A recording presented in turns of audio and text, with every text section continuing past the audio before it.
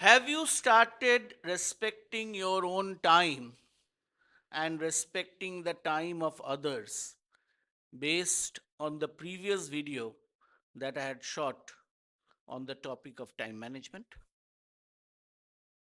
The answer you only know whether it's yes, no, or somewhere in between.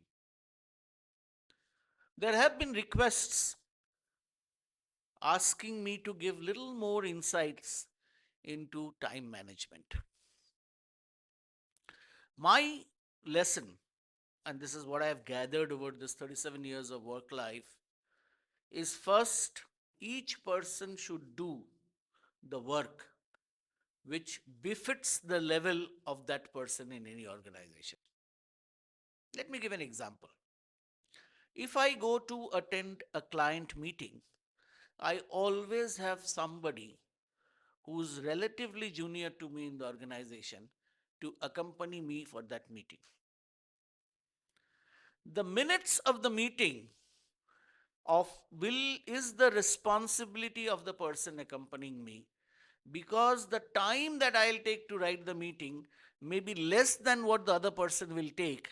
But if I look at the value of the time, mine is more valuable than the person who's less experienced than me.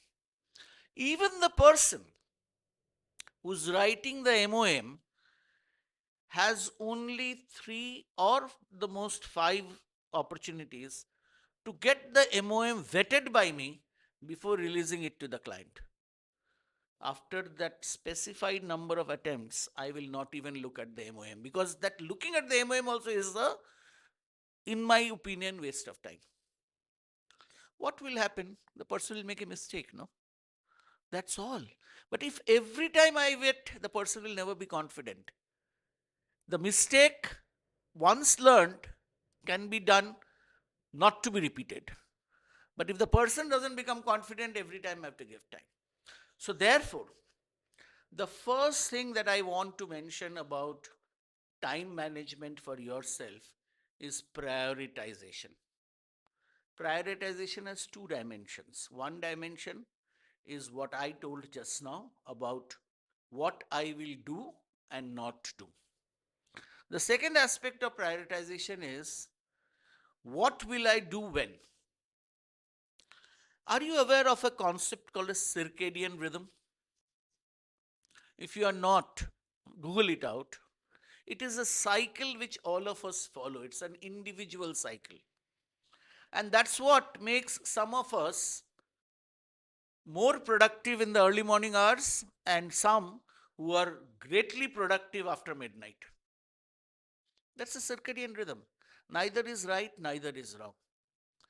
So the rule is, whenever you are at the height of your productivity and energy, that is the time you must devote to doing tasks which require greater attention, greater detailing, greater thinking, because the probability of you getting it right in a short time or a shorter time is higher when your energy is higher. For example, routine email checking cannot be the first thing that one does sitting at the office desk. You need to create an important document, you need to think of a strategy.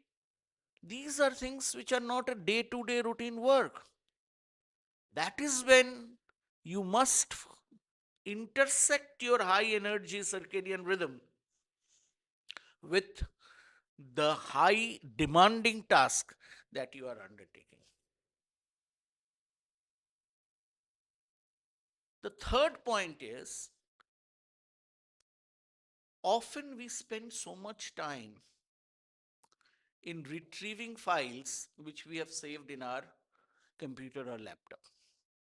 Do you agree with me? Perhaps yes. So, what we need to do is, in order to reduce the time for search, we must think of the logic of search that we will use, and the logic of filing that document in the computer should follow that logic. Because When one needs the document, one will not remember where one has stored it. One will know how I am going to search for it. Time management is a huge subject, and we do training programs day, maybe more than a day, where we have variety of techniques and tools for time management. But I want to just say one thing, that if you are not managing your time most efficiently, then your effectiveness as a professional is reducing, because you are busy doing things which perhaps keeps you busy but really does not impact your business. Please remember, busyness is not business.